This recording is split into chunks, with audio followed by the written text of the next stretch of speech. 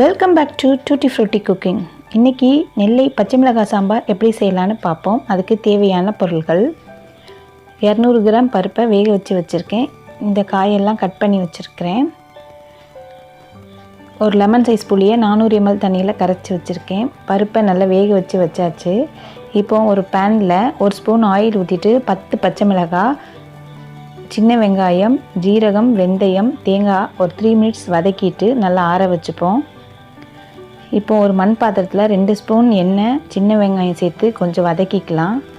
அது வதங்கினதும் கட் பண்ணி வச்சுருக்கிற சவ் மஞ்சள் கலர் பூசணிக்காய் அதையும் போட்டு கொஞ்சம் வதக்கிப்போம். 2 பெரிய தக்காளி கட் பண்ணி வச்சுருக்கேன், அதையும் சேர்த்து நல்லா வதக்கிக்கலாம். இதுக்கு தேவையான உப்பு சேர்த்து நல்லா வதக்கிப்போம். இப்போ கரைச்சி வச்சுருக்கிற புளி தண்ணியை இதில் சேர்த்து அது ஒரு 5 நிமிஷம் கொதிக்க வச்சுக்கலாம். அது வேகிறதுக்குள்ளே நம்ம நைஸாக வதக்கி வச்சுருந்ததை அரைச்சி எடுத்துக்கலாம். இப்போ காய் நல்லா வெந்துடுச்சு, 5 நிமிஷம் ஆயிடுச்சு.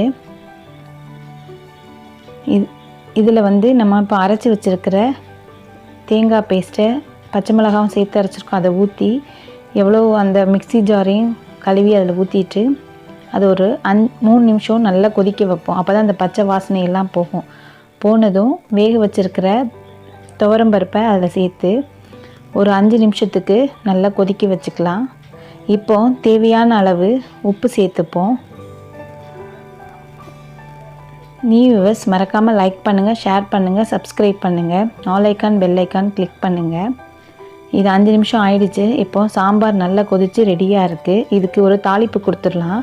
2 ஸ்பூன் எண்ணெய் ஊற்றி 1/4 ஸ்பூன் கடுகு, 2 காஞ்ச மிளகாய் போட்டு தாளிச்சிட்டு ஒரு கைப்பிடி கருவேப்பிலையும் போட்டுக்கலாம். ஒரு 1/2 ஸ்பூன் பெருங்காயம் சேர்த்து தாளித்து நம்ம சூடாக இருக்கிற சாம்பாரில் சேர்த்துப்போம்.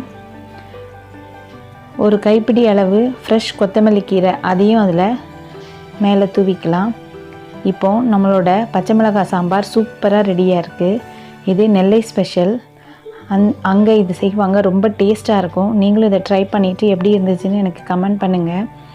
இந்த வீடியோ பிடிச்சிருந்தால் லைக் பண்ணுங்கள், ஷேர் பண்ணுங்கள், சப்ஸ்கிரைப் பண்ணுங்கள், all icon bell icon click பண்ணுங்கள். நம்மளோட சாம்பார் செம்மையாக வாசனையாக ரொம்ப நல்லா இருந்துச்சு. தேங்க்ஸ் ஃபார் வாட்சிங்.